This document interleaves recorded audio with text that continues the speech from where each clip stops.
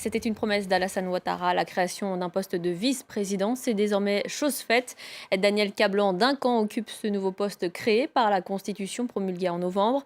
C'est au cours d'une session extraordinaire que l'annonce a été faite, tout comme celle de la nomination d'Amadou Gon Coulibaly, qui devient chef du gouvernement.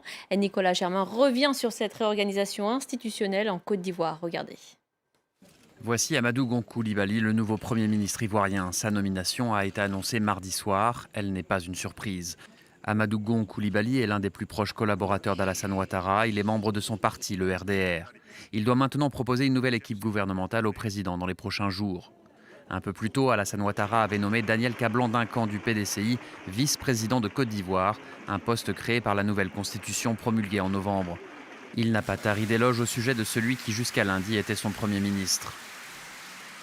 Il s'agit d'une personnalité d'expérience, un grand serviteur de l'État qui a fait la preuve de ses qualités personnelles et professionnelles exceptionnelles à toutes les hautes fonctions qu'il a occupées.